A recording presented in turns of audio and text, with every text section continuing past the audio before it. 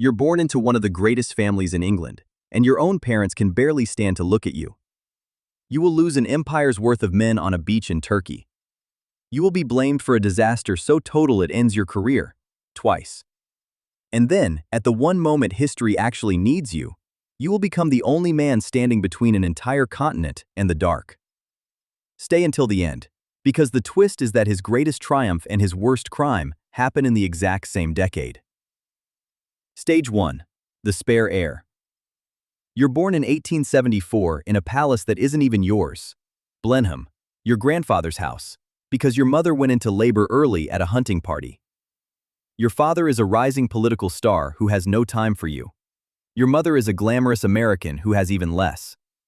You are raised almost entirely by your nanny, a woman named Mrs. Everest, who is the only person in this house who seems to want you around.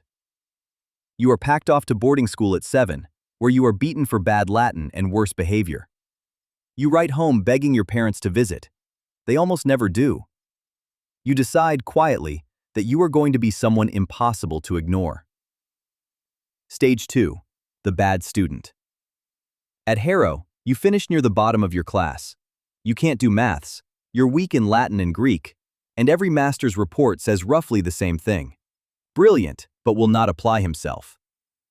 The one thing you're good at is English composition and memorizing enormous chunks of poetry, a skill that means nothing to your teachers and everything to your future. Because you can't get into a good regiment through grades, your father decides the cavalry is the only branch stupid enough to take you. It takes you 3 tries to pass the entrance exam to Sandhurst. You are 19 years old, and your own father, dying of syphilis, tells you he expects you to amount to very little. Stage 3. The Glory Hunter. He dies before you can prove him wrong, so you go looking for proof somewhere else, on other people's battlefields.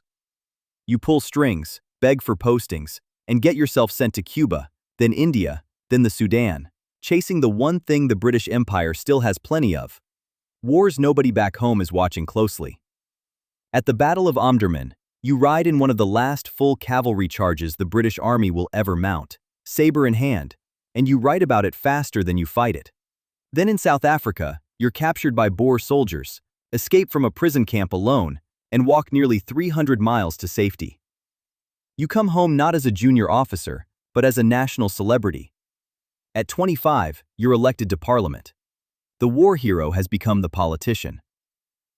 Stage 4. The Rising Minister. You climb fast, and you climb by making enemies. You cross the floor of the House, abandoning your own party for the other side, because you believe in free trade and they don't, and your own class never fully forgives you for it. But it works. You become president of the Board of Trade, then Home Secretary, one of the youngest men to hold the post in a century. You push through prison reforms and pension schemes that surprise people who expected an aristocrat with a taste for war to have no interest in the poor. You are ambitious, impatient, and already talked about as a future prime minister. Then, in 1911, you're handed the job that will very nearly finish you before you've properly started: First Lord of the Admiralty. Stage 5. The man who built the fleet and sank his own career. You modernize the Royal Navy for the war you can already see coming, converting it from coal to oil, building bigger and faster ships. When the war arrives in 1914, for a moment you look like the man who prepared Britain for exactly this.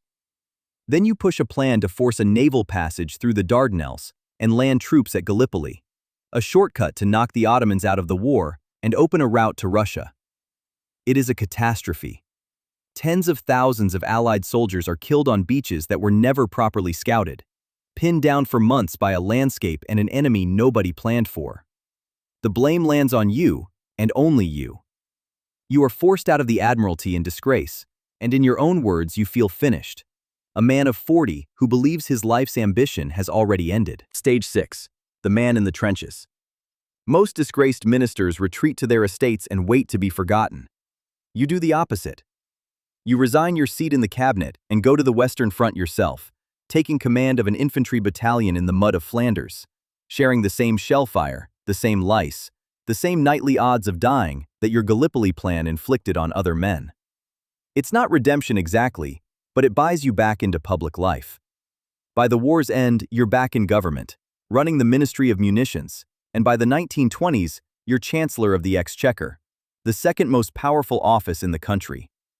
There, you make another enormous error, returning Britain to the gold standard at the old pre-war exchange rate, crushing British exports, and helping trigger a decade of industrial unrest. Between Gallipoli and the gold standard, you now carry two of the biggest blunders in modern British politics. By 1929, you are out of government entirely, and this time, it looks permanent. Stage 7. The Wilderness Years. For most of the 1930s, you hold no office at all. You write books and newspaper columns to pay your bills, because you have expensive tastes and no salary. And you spend this decade saying one thing, over and over, that almost nobody in power wants to hear. That Germany is rearming, that Hitler is a mortal threat, and that Britain is not ready. You are mocked in the press as a warmonger and a relic, a man still fighting the last war, wheeled out mainly to be ignored. Friends drift away. Even members of your own party think you're finished, a curiosity from an earlier and more violent century. You are 64 years old, broke, isolated, and, as it turns out, completely right. Stage 8. The Only Man Left. In September 1939, the war you spent a decade predicting finally starts, and within 8 months, the government that ignored you collapses. In May 1940, with German tanks pouring through France and half the cabinet quietly hoping to negotiate a peace with Hitler, you become prime minister. Not because your party wants you, but because there is no one else left who can hold a wartime coalition together. Within weeks, France falls.